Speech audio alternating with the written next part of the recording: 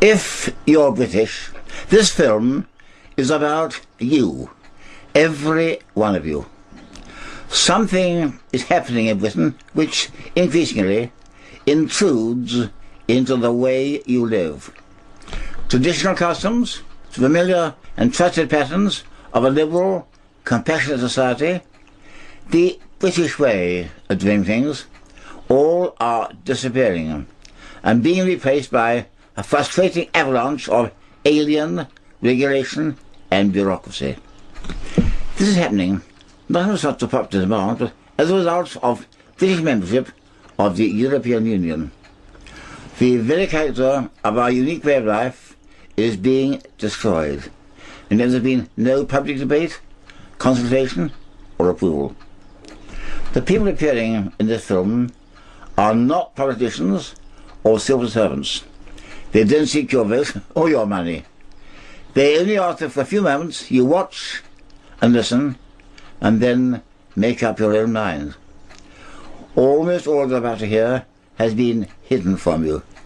Everything you're about to hear is the truth.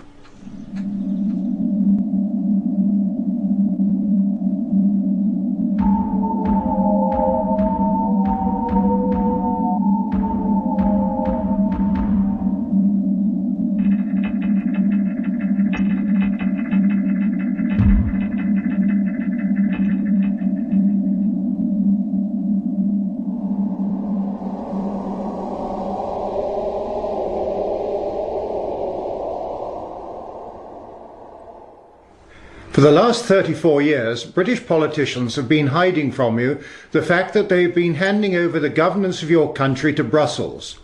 This film shows how close they are to completing that process. In 1972, the British people were told that they were joining something called the Common Market. They were assured by Prime Minister Edward Heath that this was just a trading arrangement and involved no loss of essential national sovereignty. In this, the British nation was seriously and deliberately deceived. Today, as a result of that 1972 arrangement, British national identity, a British government and British independence are about to be sacrificed. Britain is to disappear within a European federal state, and the British people are to be governed from Brussels by unelected foreign officials. A succession of British politicians have continued that 1972 deceit and secretly stripped Britain of self-government. Details of this whole process have been suppressed and kept from you. Most people in Britain haven't a clue as to what is happening. Christopher Booker explains why.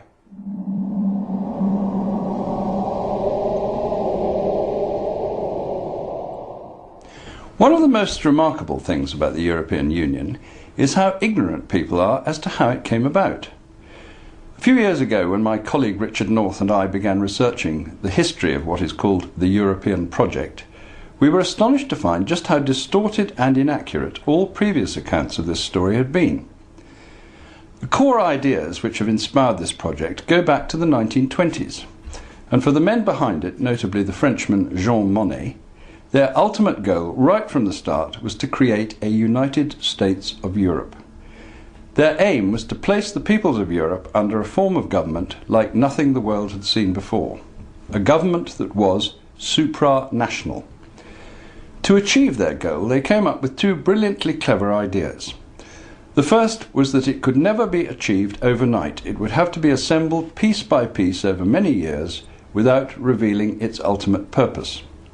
The other idea was that all the national governments of Europe should be left in place, while being gradually hollowed out from within, as they passed under ever greater control by the supranational power. Thus, what amounted to a slow-motion coup d'etat could take place without people realizing what was happening. That is why we called our story The Great Deception, because such is what the historical evidence shows it to have been. Step one in the early 1950s was Monnet's European Coal and Steel Community.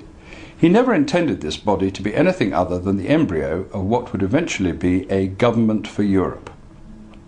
The next step was to widen this into a European Economic Community set up by the Treaty of Rome in 1957, Again, this common market was deliberately intended to be just a cover for their true goal of complete political union. For nearly 30 years, the handing over of powers by national governments continued, the original 6 countries becoming 12, until in the 1980s the project was ready for its next great leap forward.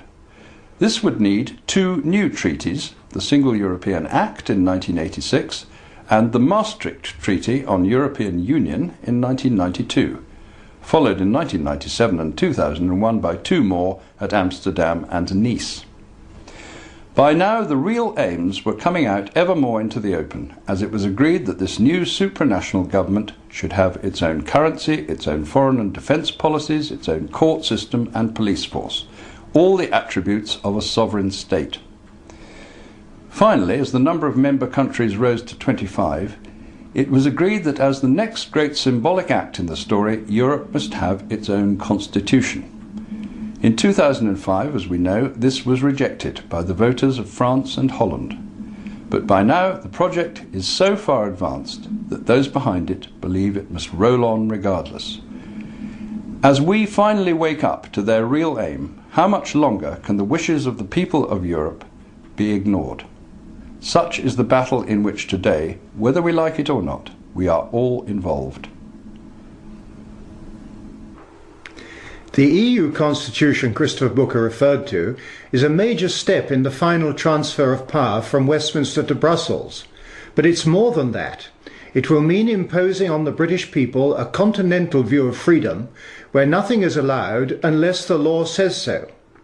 In Britain, we are free-born from the moment of our birth, able to do anything unless the law prohibits. In the European Union, we are about to lose that. Britain already has a constitution of its own, one that has stood the test of time and been admired and copied by other countries, in particular America, whose founding fathers used the British model when drafting their own constitution. Is it so important that we retain our own constitution? What's so special about it? Here's John Bingley.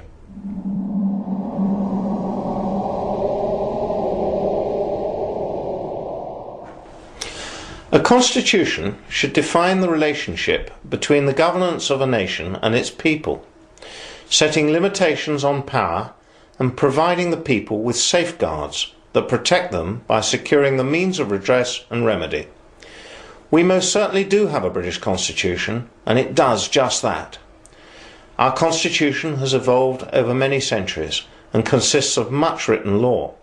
The best known examples are the Magna Carta in 1215 and the Declaration and Bill of Rights of 1688-9. In Britain we are governed according to the rule of law. The rules contained in our constitution define how we must be governed. Primarily, the coronation oath stipulates the rule of law as the only means of our lawful governance and places limitations on the use of executive power. Those limitations stop the divine right of kings. There ought to be no divine right of politicians either. In short, the British Constitution and the rule of law provide a framework for government by creating boundaries and constraints on the exercise of power. Dictatorial power can only come about when the ruler has both the power to make the law and to enforce it.